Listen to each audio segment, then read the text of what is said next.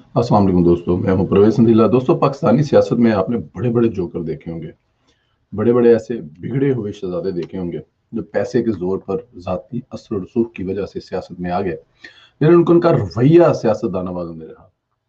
वो अपने आप को किसी फैक्ट्री का किसी घर का बास या मालिक समझते हैं और इसी तरह से सियासत में वो बाकी चीज़ों को जताना चाहते हैं। और वो समझते ये हैं कि वो खुद परफेक्ट है, खुद बिल्कुल ठीक है। उनके इर्द गिर्द जो बाकी लोग बैठे हैं उनकी कोई अहमियत नहीं है, वो कीड़े मकोड़े हैं। से एक किरदार जो है ना वो फैसल वाडा साहब के नाम से है। ये इनके बारे में कहा जाता है कराची में, ये अब कहने वाले तो बहुत कुछ कहते हैं इनके बारे में कि इन्होंने पता नहीं चाइना कटिंग से बहुत पैसा कमाया, लंदन में इनकी बड़ी जायदादें हैं और ये किसी के फ्रंट मैन है, तगड़े बंदियों के फ्रंट मैन है। ये मतलब खुद कुछ नहीं है।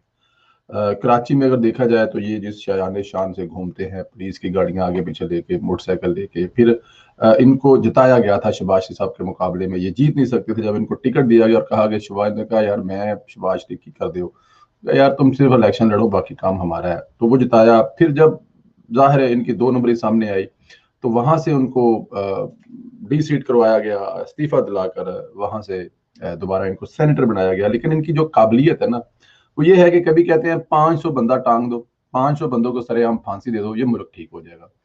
कभी कहते हैं कि ये सारे जो ऊपर वाले हैं इनको मार दो, ये मुल्क ठीक हो जाएगा।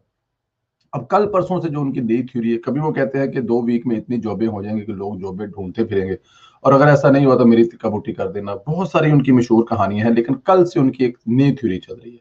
अब नई थ्योरी क्या चल रही है? जो तहरीक इंसाफ के जो एमपी एमएनएल ग्रुप बनाया, उनके बारे में वो क्या कहते हैं, ये सुनिए जरा। फाइल अगर हम भेज दें, ये अगले 5 मिनट बाद बयान देंगे कि इमरान खान कायदे आजम से भी पड़ा है। एक ऐसे तो नहीं हजम कर सकते। प्लीज मोबाइल अगर हम भेज दें, ये अगले 5 मिनट बाद बयान देंगे कि इमरान खान कायदे आजम से भी पड़ा है। एक ऐसे तो नहीं हजम कर सकते। औकात नहीं भूलनी चाहिए। बाप से कद बड़ा हो जाए तो बाप से बड़े नहीं आप बनते। जी सर, बाप से कद बड़ा हो जाए तो आप बाप नहीं बनते।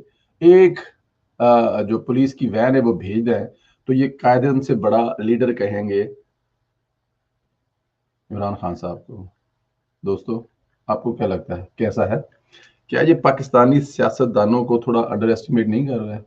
क्या ये पाकिस्तानी सियासतदानों के मुंह पर थप्पड़ नहीं मार रहे हैं कि अगर एक वैगन भेज दी जाए, एक वैन भेज दी जाए पुलिस की, तो ये जो 30 से 32 एमपी हैं और 10 एमएनए हैं वो सारे के सारे कहेंगे माफी माफी दे दो बस। सिर्फ एक, जिसमें जाहिर है 2-4 पुलिस वाले होंगे, आगे पीछे होंगे। करता क्यों है ऐसे? ये इसको नहीं अंदाजा या इसको नहीं पता कि वो जो कह रहा है वो मुमकिन नहीं है, जज्बाती है, जानबूझ के करता है, इमरान खान को खुश करने के लिए कहता है, और जिनका ये फ्रंट मैन है उनके उनको उनको दिखाने के लिए करता है कि मैं बहुत।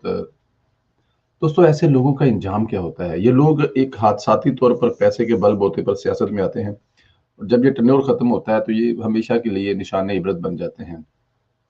लेकिन ऐसे लोगों के साथ कुछ होता नहीं है। मैं चाहूंगा इस दफा जो भी हुकूमत आए ना, ऐसे लोगों को जरूर पकड़े, ऐसे बाजीगरों को जरूर पकड़े, और उनको ये वो बिल्कुल ख्याल ना करे कि लोग क्या कहेंगे, पार्टियां क्या कहेंगी, सियासी इंतकाम नहीं।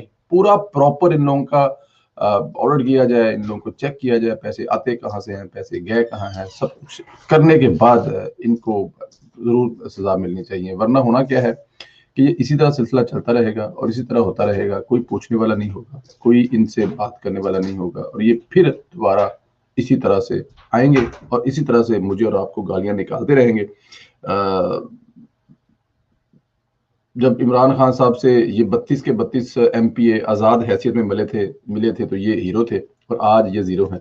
अच्छा, इसके अलावा एक चीज और भी कही, पुलिस की वैन भी कही, साथ में एक और भी कहा, वो भी सुन लेता।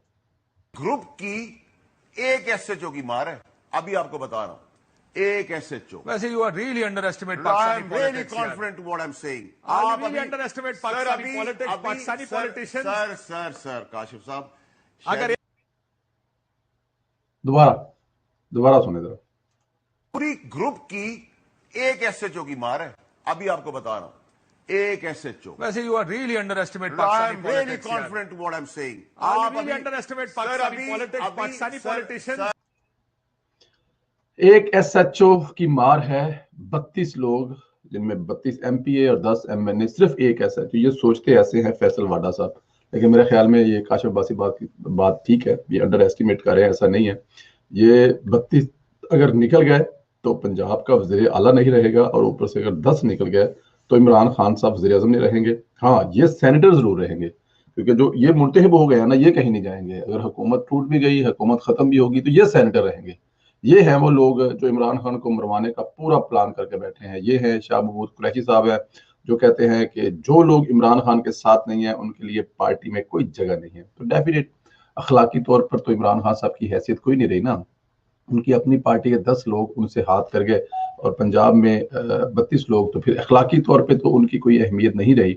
और अगर कल को वो एक अलहदा बोर्ड तश्कील दे देते हैं और रिक्वेस्ट करते हैं जी हमें अपोजिशन में बैठना है, तो फिर हुकूमत कैसे रहेगी? बहुत बड़े सवालिया निशान है।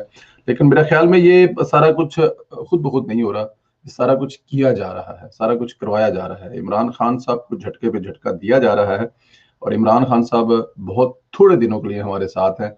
इसके अलावा भी बहुत सारी खबरें हैं, बहुत सारी चीजें हैं, बट फैसल वाडा जैसे किरदार आपको दिखाना इसलिए जरूरी है कि ये अपने आप को खुदा समझते हैं, लेकिन इनको नहीं पता कि खुदा ऊपर बैठा है। बेटा बड़ा हो जाता है बाप से, बहुत सारी रीजनों से हो जाता है। बेशक बाप बाप ही रहता है, लेकिन आज के बेटे बाप से बहुत आगे निकल गए हुए हैं। तो इमरान खान साहब जो है ना, उनका बाप ऊपर जो बैठा हुआ है ना, वो अपने बेटे को ठीक करने के लिए छोटे मोटे बाप बेटे जो है वो खेलता खिलाता रहता है। अपना ख्याल रखें दोस्तों, इंशाल्लाह आप लोगों से मुलाकात एक दूसरी वीडियो में होगी।